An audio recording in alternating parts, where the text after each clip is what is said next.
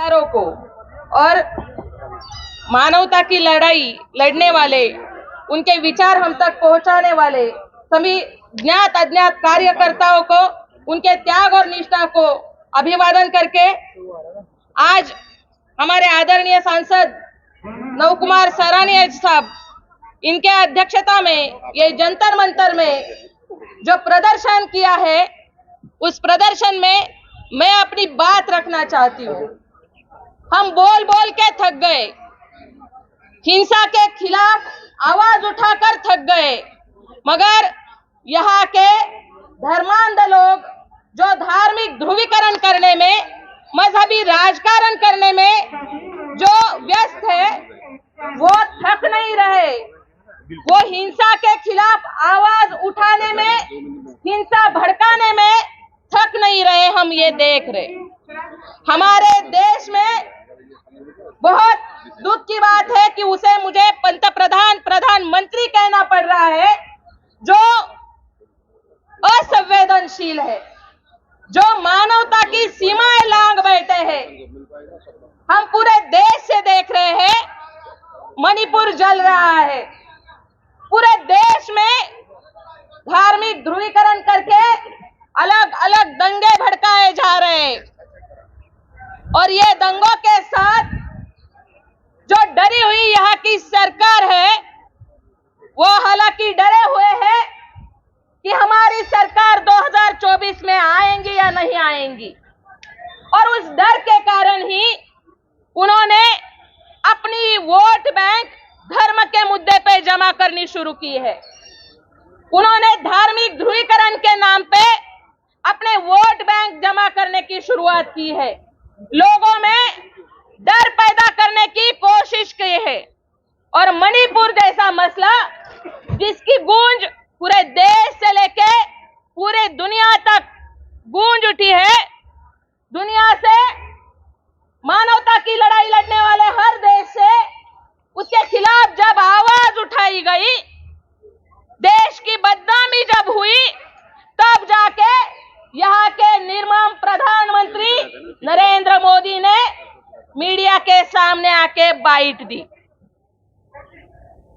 56 inch का सीना रखने वाले प्रधानमंत्री जी, हमारे ये देश की लड़की जहां निर्वस्त्र की जाती है, एक समुदाय जहां लज्जित किया जाता है, उनकी हिंसा की जाती है, वहां पे 56 इंच वाला सीने वाला प्रधानमंत्री 35 सेकंड की बाइट देता है। और जो प्रधानमंत्री छाती ठोक ठोक के भाषण करके बोलता है, बेटी बचाओ, बेटी पढ़ाओ, पढ़ाओ का तो पता नहीं, लेकिन बेटी बचाओ जो कहते हैं, हमें ये उनको सवाल करना चाहते हैं हम लोग, बेटी किससे बचाए? आप जैसे धर्मांध सत्ताधारियों से हमारी बेटियां बचानी पड़ रही है, और आप उनके खिलाफ जो हिंसा कर रहे हैं, उनको निर्वस्त्र कर रहे हैं, और जातिवाद की, धर्मवाद की सबसे टॉप टारगेट हमेशा जो देश में रही है, वो महिला रही है। उसके बारे में आप सिर्फ 35 सेकंड की बाइट देते हो। कैसे संवेदनशीलता है ये आपकी? कौन से संस्कार की बात आप कर रहे हैं? कौन से धर्म के संस्कार की बात आप कर रहे हैं? प्रधानमंत्री जी, हमें तो पता है, पूरे देश को पता है, आपके पास न संस्कार है और ना ही नैतिकता है। नैतिकता अगर रहती थी तो आपने अपने पद का खुद होके इस्तीफा अभी तक दिया होता। चलो, आपने पद का इस्तीफा नहीं दिया, लेकिन अपने ही पक्ष के मुख्यमंत्री को भी राजीनामा, इस्तीफा देने की कोई भी मांग नहीं की। पूरे देश की महिलाओं के तरफ से मैं आपका निषेध करती हूँ। हम सोचते हैं कि प्रधानमंत्री है, इन्होंने हमारे बारे में बोलना चाहिए, मगर एक सोच ये आती है कि जो घर में खुद के औरत को इंसाफ नहीं दे सके, वो हमारे बहू बेटियों बच्चियों को क्या इंसाफ देंगे? तीसरी बात ये आती है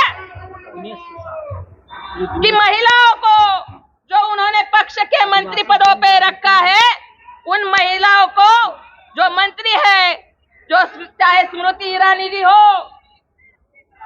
या चाहे वो अर्थ मंत्री अनपढ़ निर्मला सीतारामन हो, इन्हें बिल्कुल शर्म नहीं आई कि हमने औरत होकर जन्म लिया है, हमने शक्ति होकर जन्म लिया है और एक राज्य में अपनी ही बहन जहां नंगी की जा रही है, धर्मांधता से, जातिवाद से गंदा राजकारण करके उसे निर्वस्त्र किया जा रहा है, उसके खिलाफ एक निषेध व्यक्त करे, उसके खिलाफ अपनी आवाज वहां पे रखे, उन लोगों को एक धमकी तो दे कि ये इससे आगे ये देश में हम भाजपा की महिला कार्यकर्ता, पदाधिकारी, मंत्री सहन नहीं करेंगे।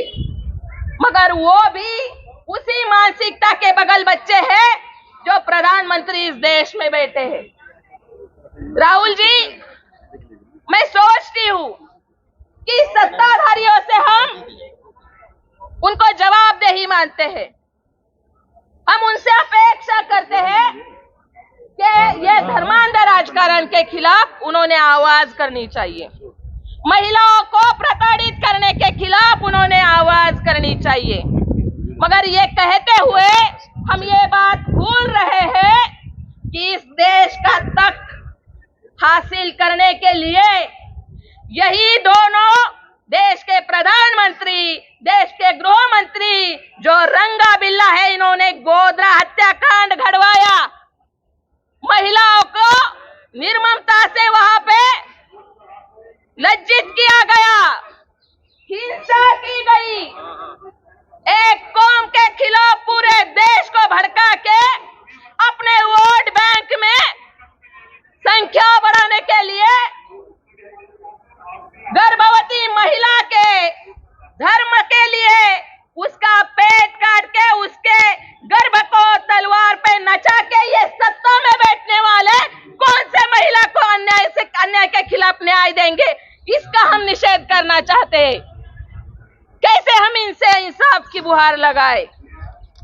हमें ये सोचना चाहिए और ये देखना चाहिए कि हम सब सिर्फ निषेध करते हैं, आंदोलन करते हैं, मगर इस सत्ताधारियों को उनके कान में जू तक नहीं रेंगती। जो विपक्ष वाले हैं, उन्होंने हम सब जैसे लोगों को, पुरोगामी लोगों को, मानवतावादी और संविधानवादी लोगों को साथ लेके इनकी जो जिसके बलबूते ये राजकारण करके सत्ता में रह रहे हैं, वो उसकी नींव की ईंट हम हिला दे।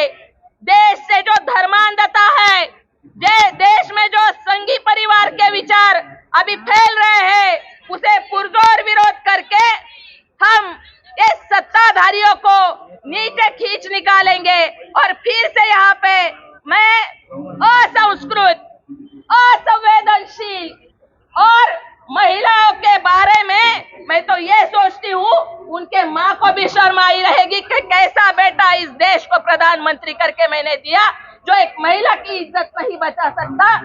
उस असंवेदनशील, निर्मम और सिर्फ संघ की मनुस्मृति वाली राजनीति यहाँ पे लाने के लिए कैसे भी हो राक्षस भी क्यों न बनना पड़े, मगर यहाँ पे हम हमारी सत्ता टिकाएंगे। ये सोचने वाले प्रधानमंत्री ने राजीनामा देना चाहिए, इस्तीफा देना